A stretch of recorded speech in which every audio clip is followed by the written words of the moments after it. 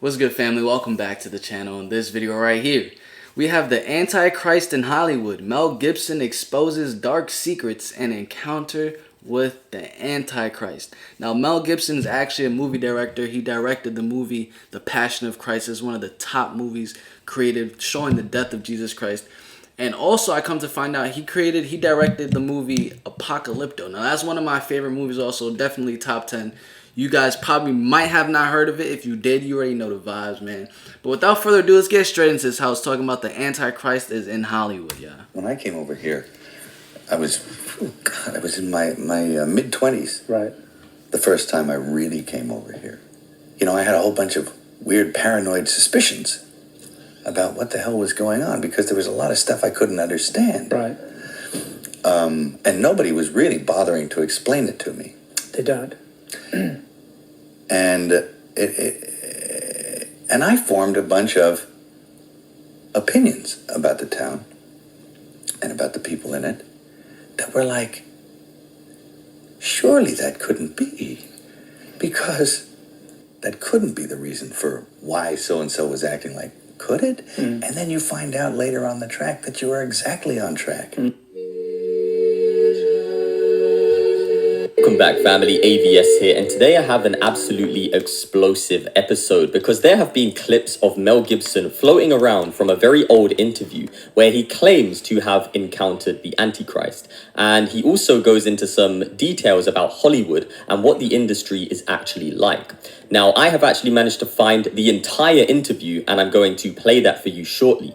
But before we get to it, I want you to remember who this man is. He is an actor, a director, and a producer of one of the biggest Christian movies ever, The Passion of Christ. Yeah. Now, in the exclusive interview that I'm about to show you, Mel Gibson exposes... Even if you're not Christian, I highly suggest watching it. Like, it's a great movie. Some shocking truths about the entertainment industry that only somebody who has been there themselves can speak about and actually be taken seriously about it. And he speaks about the ugly reality behind Hollywood, behind all of the glamour, if you want to call it that.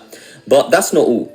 In this jaw-dropping interview, he speaks about the Antichrist, and he also speaks about a very dark situation that he experiences with one specific actor. And I won't ruin it for you. I'll let you watch the interview for yourself. But pay attention to the wording that he uses throughout the interview. It's very, very interesting. And this can be very eye-opening for anybody who's trying to get into that industry. Maybe this will wake you up and turn you off of getting into that world, to be honest. But without any further ado, sit back, relax, and enjoy the interview. We already know Hollywood gets demonic, yeah.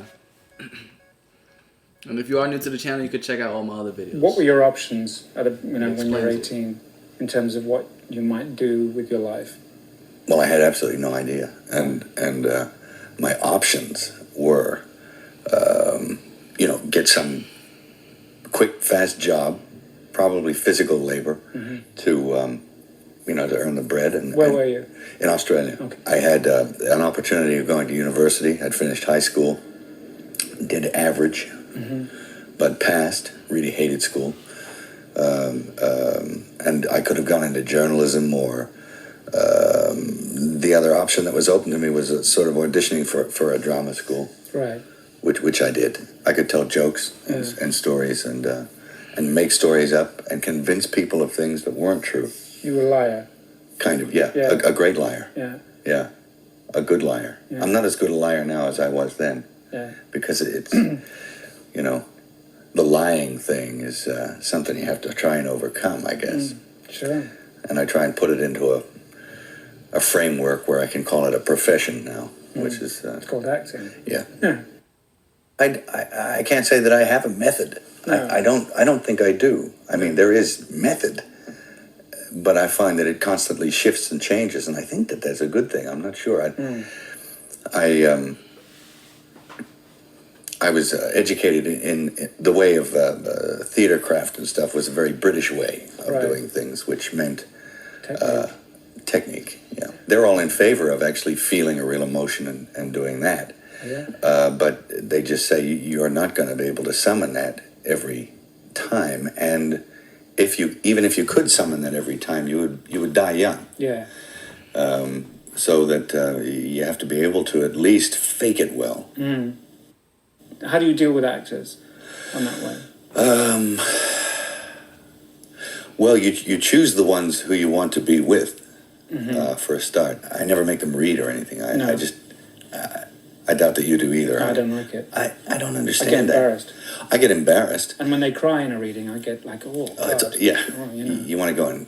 You want to leave because you feel you shouldn't be there. Well, it seems like you're doing something terribly wrong. You feel like some kind of a, I mean, you feel as if you're committing a crime. Yeah. And it's kind of slimy. It's kind of prostitution. Sure. But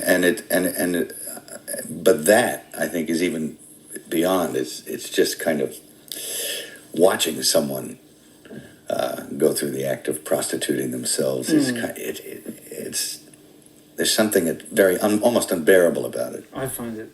All the actresses I've spoken to, all without prompting, come up with the same thing of how detestable is the casting process. Not the old casting couch thing, just the thing of not having someone good to read with, and being expected to come in and emote and look sexy and the whole thing in front of a bunch of strangers. It's not fair. It's perverse. Well, it's not fair on them either. No. It's asking them to do something, and you don't find out anything from it. Nothing. You find out nothing from it. This is the main reason why I really hate it. You can get them in there, and somebody might do just a slap-up job for that day, but that's what they've aimed at. That day, you have to be able to figure out whether they're going to be any good for 3 months while you're working with them. And the best way to do that is to get them in the room, sit them down, and it may be uncomfortable, as it always is getting to know someone to begin with, and they think they're going to have to read, so you tell them, well, to begin with, I don't want you to read anything, and they sort of relax a little, and you say, I'm not making anybody read, so they don't feel like they're being outcast. No, that's the big thing, yeah. And I don't think it tells you anything except the fact that, well, hey, they can read. I was fortunate. I only had to do it one time, ever.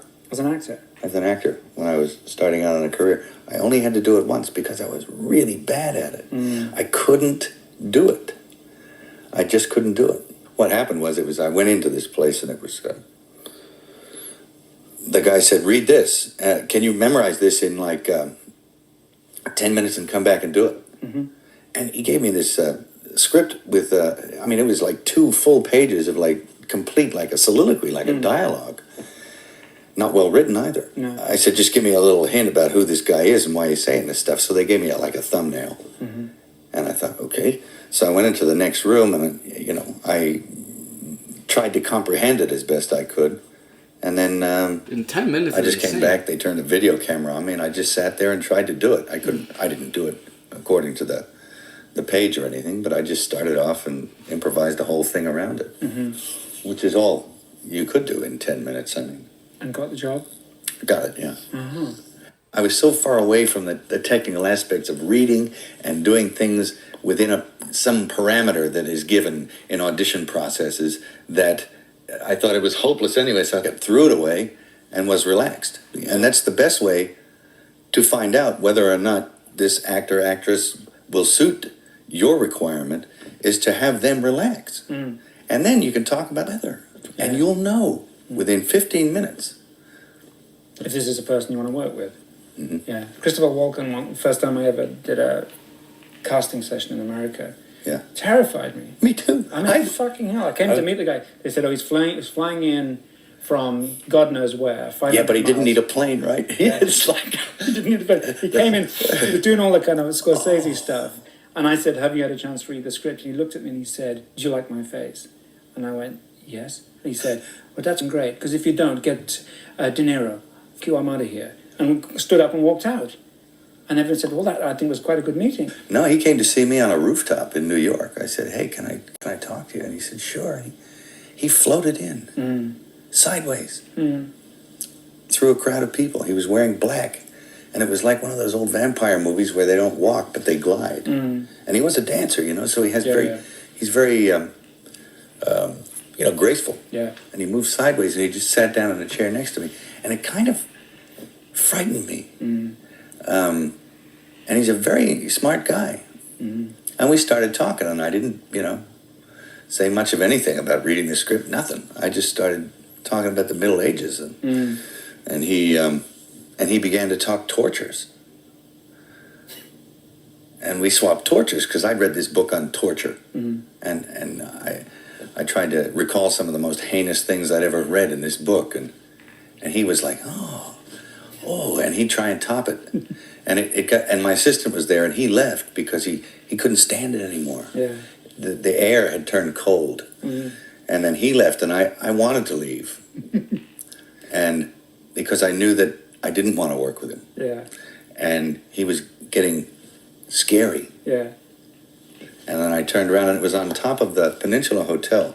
I turned around to avoid his steady gaze at one point. Yeah. And I was looking at a building with the top of the sixes on it. So there was a huge illuminated triple six in red. Yeah. And I went from that to that to that, and he started smiling. Yeah. And I thought, oh no, Chris Walken is the Antichrist, you know? You do. There's certain who's trends that Chris seem to Walken? kind of flow together, which is, and one of the questions that keeps coming up is, why are Because that is crazy. How he's having this conversation and it ends up going into crazy torturing, and then he's walking like a vampire, Chris Walken, and he looks to the side, he sees 666. He looks back at Chris Walken and he's smiling. That is a crazy experience. no decent parts for women? Why are actresses? Why are women just completely underused in storytelling? Yeah. Within this system known as Hollywood. Yeah. Any thoughts on that? Well, I think the storytelling has always been a kind of a male medium. Always in history. Always. Yeah. From the start. They were the guys who did. I mean, women just think differently to us, and that's a good thing. And there are things about the way they think and about the way they... If y'all don't know Christopher Walken, this is him right here.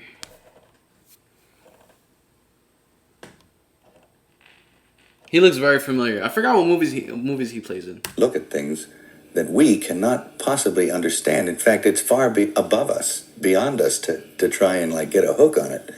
Because I've tried, and I'm a little wiser because I can kind of allow for it more now because I understand that it exists. But totally understanding it, I will never. And I think the male of the species is more adept at the telling of a story. That's why you go to any bar. It's not women telling jokes. It's guys telling jokes. Right. Women are notoriously bad joke tellers, most of them. Some of them are good. Some of them have a capacity for it. But I think just generally, I think men are better at it, at telling stories. And when they tell a story, it has to issue from themselves and their own experience. And it's very hard if most of the storytellers around are men to actually have a good story about a woman. Right. I think it's done pretty well at times. Even if we go back to, say, the 40s, 50s, early 60s, just of cinema, I'll forget literature. Although the balance would have been still in the favor of men in terms of just number of roles and so on, there were far more. I mean, there were some very powerful actresses who were taken incredibly, in terms of box office, were taken as seriously as men. And Like Joan Crawford. Exactly. Any number of them, actually, you know? But she used to display a male point of view. It was very interesting. She was very masculine on screen. Right. And is it that women are they're saying the parts aren't good because they're not masculine? I'm never quite sure about that. If you look at the scripts that are floating around right now, and the movies that are being made, they're woefully short on interesting female parts. Yes, they women are. tend to kind of pop up and sort of endorse men, take their clothes off if they're in a good enough shape, and leave. Yeah. And one of the actresses I spoke to, actually, I came up with what I thought was a pretty smart thing, which was saying, I said, at what point do you see the decline in women's roles? She said, at the moment women took their clothes off, and it became a given, then seemed to be a lack of respect and a dropping off of interest in other points of interest about women. You know? There's a producer I know, successful producer. I will not mention names, but his whole opinion about women on film, from beginning to end, is very brief. He says, women on film, Either naked or dead. Both is better. And it's like, whoa, ooh. The man has got a spiritual malady for a start. I mean, the scary thing is that I think a lot of people think that. Maybe not to that extreme. Wow. There are people, well-meaning people, and you find that the woman and the woman's role in a film becomes some sort of just appendage to the man. And I can see why they're not too fulfilled in doing that. You're here, basically, right? You live here. Most of the time, yeah. Yeah, really. I guess, yeah. Guys, I haven't watched a full movie in so long. But comment down below. Is that true? Just think about the last movie you possibly watched, whether it was like a Netflix movie or whatever it was. Was there any scene in that movie where a woman was just half naked? Integrated. Yeah. I mean, obviously, it's pretty much based on for the clicks money. and views. The system here. It is. Yeah. The system is completely based on money. Yeah. The studio system. Yeah. To a degree, I think the way I hook into the system is based on money. Yeah. I mean, you've managed. You're a rare bird. We still think of you as an actor, but in fact, that's just quite a small part of what you do now, isn't it? Yeah. It's the part. I mean, when somebody told me just how many movies you'd produced, I was stunned. I mean, you turn over, don't you? Quite a few. I mean, we're pretty prolific for a perceived vanity company, right? Which I think a lot of people start film companies and then they don't really do anything with them. But this gets into the act sometimes, not always successfully either. Yeah. I mean, we've made some horrible little pictures, but we've made some good ones too. Yeah. And so there's a pride in that, and I enjoy doing that. Yeah. And how active are you? Pretty active. You've got a good team, haven't you? Yeah, I think there's a lot of people here with good heads on their shoulders. Yeah. And nobody's immune from making a mistake, that's for sure. Yeah. And we make plenty of them. We call them school fees. Do you? School fees, every time we get ripped off or make a big mistake or, and it costs you. Yeah. And you think, it cost you $2 million or $4 million. So when you get a project that your company's gonna do, do they vary? Are some ones that you just think should be made as a film, or is it pretty much financially based, your judgment? No, it's not solely financially based. I think that there's an art in marrying the two. Sure. Even the crappy things about it, no, it's not personal. They don't really mean to hurt you. No. Not really. I don't quite understand. Well, I mean, there's a lot of motivations for why it happens. Yes, many. I mean, money will make you... That you fuck someone over, but you can't get mad. You can't, Yeah. I think I do. Yeah. What is it for you? The social contract. I now understand what that means. Yeah. Do you understand it? The social contract? Yeah. I think I do. Is there a collective ethos or... somebody once said my problem was I didn't understand the social contract here. I now understand what that means. Yeah. Do you understand it? The social contract? Yeah. I think I do. Yeah. What is it for you? The social contract. You can't get mad. You can't get mad. You can't let it get you.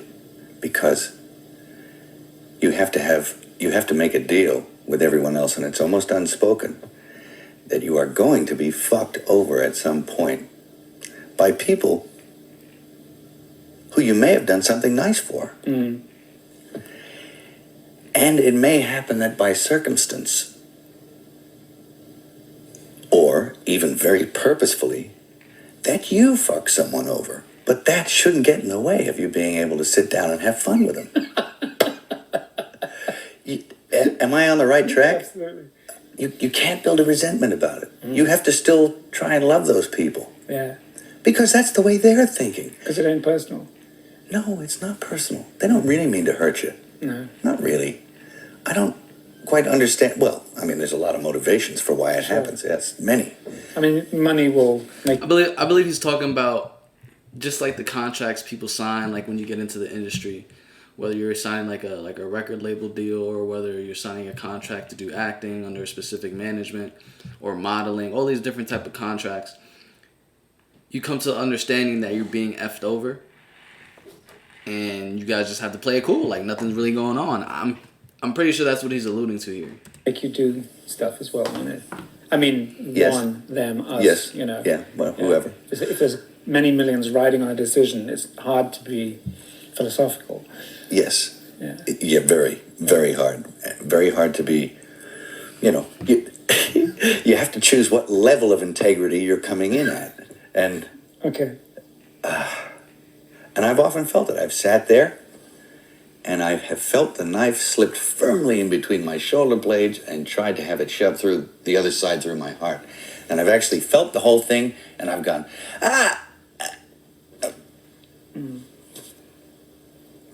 wait till next week, you know, or I'll think, and you'll resent it for a little while, then you have to let it go. Otherwise, you'll eat yourself alive here. And I think it takes that kind of cockroach resilience to survive in this town. I mean, this is a bizarre place. And it doesn't take very long, and I'm sure you've experienced this if you've stayed here for any length of time. You come in, you're fresh from the outside, you're off the boat, from the farm, still got on your shoes, you're in here, people are charmed by that you've still got on your shoes. They're charmed by the fresh approach you bring to it, and that's a real thing. Mm-hmm. But they're also stroking the shit out of you, you know, licking you all over. And that's kind of good for you, too. It's great. But it doesn't take very long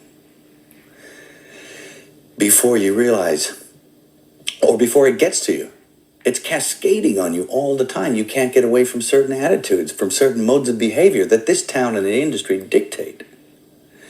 And no matter how strong you are, when you come in off the farm with those convictions and a certain line of attack, no matter how strong you are going to be affected by this place.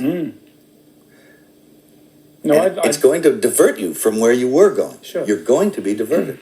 When I came over here, He's talking about Hollywood. I was in my mid-20s. Right. The first time I really came over here. You know, I had a whole bunch of weird paranoid suspicions about what the hell was going on because there was a lot of stuff I couldn't understand. Right. I just remember the first time. I'm gonna let him continue on with his story. I just remember the first time I went to LA, and that was back in 2020. I stood there for a week. I was actually just looking for apartments. I wanted to do apartment shopping. So while I was there, I just remember being there and just driving around, going on going to different places, meeting a couple different people. You know, just like through the internet, and it just, for me personally, it just wasn't the vibe because I was able to see how fake and phony the entire environment was. Like you're literally gonna be judged on the shoes that you wear and what type of designer you had. Now, let it be like I could buy designer stuff, you know what I'm saying? I could buy a designer shirt and buy designer sneakers and have people look at me, oh cool, but that was never like the mindset I had. Like, nah, like I know that doesn't make me, you feel what I'm saying? It's my mind, it's the way I'm speaking, it's who you are that really makes a person. So that's just how it is. It's so cliquey. And then the influence over there, especially with celebrities, everyone's trying to be so Hollywood, literally, because it's Hollywood. Everyone's trying to be Hollywood and bougie. It's just like, yo, this place is just fake. And that was just in 1 week of me being there, guy. And nobody was really bothering to explain it to me. They don't. And and I formed a bunch of opinions about the town and about the people in it that were like, surely that couldn't be, because a whole place can't be like, you know, Weird Town, you know, where the stranger wanders in and all the people are in the bar and they all shut up when he looks at them and they tell you don't go to the house on the hill. And it's like that. And then you go away and you think, no, I was wrong. I mean, that's insane thinking. I'm paranoid. I imagined that stuff. That couldn't be the reason for why so-and-so was acting like, could it? And then you find out later on the track that you are exactly on track with a lot of this stuff. Not specifically on track, but that you could, that some of your worst nightmares were real at the time, and you think, Now this is what I mean by actually starting to swim up or downstream with the rest of the salmon, you know, eventually, if you stay here long enough. Yeah. You'll find yourself doing that. And you have to... There's a way of doing it without doing it. That takes time. And it takes relaxation. Not being uncomfortable about... Not being uncomfortable. Realizing it for what it is. Projecting. Understanding what it is. Once you understand it, well, then you're not afraid of it anymore. So you can just walk around it and through it. And then get on with what you tried to get on with in the first place. A place like this can humiliate you.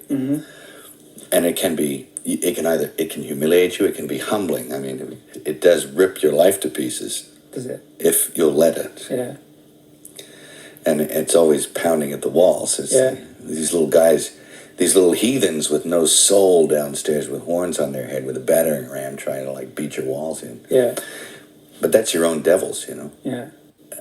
I mean, as a matter of interest, do you think it's easier because you're an outsider who came in? I think so. Yeah. Because it was glaring to me because I was an outsider who came in. But who isn't an outsider coming into this? Our tape's coming to an end, so I just want to ask you a couple of stupid questions. Just really quick off the top of your head. Give me 5 movies that you like. Not the best in the world, just... 5 movies I like. I hate this question. I can never answer it. Okay. I'll never be able to do it in the time allotted. Okay. Thanks, Mel. Thank you. Yeah.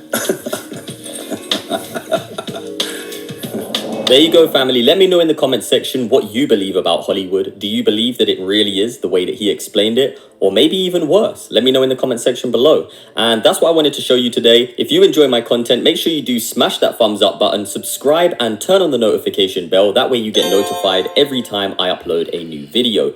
Big shout out to the channel members, Yeah. Hollywood's like that. And he was really just touching the surface.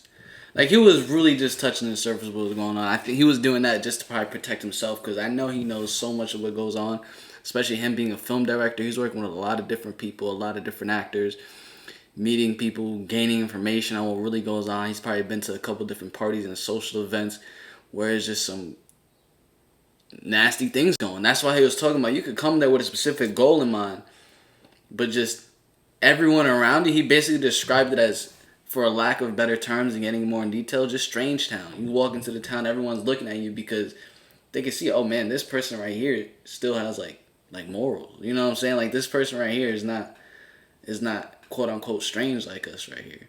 And you just stick out like a sore thumb. So what he was saying, I definitely do believe it, and especially just from my experience of just going there for a short amount of time and realizing just how it is. It's very, very cliquey. You know, it's all about how many followers do you have and all that extra stuff. And then, but yeah. And then Hollywood also just being the entertainment capital of the entire world. Like, a lot of people think Hollywood, like the Hollywood Boulevard is all glamorous and all that. Yo, it's not. You know what I'm saying? It's a lie. It's a lie, yeah. It's crazy, yeah. To really just see it for what it is, yo. But I hope you guys did enjoy this video. Make sure you do smash the like button, subscribe, turn on post notifications. I'm gonna catch you guys in the next one the same way you're gonna catch me in the next one. Peace. Love ya.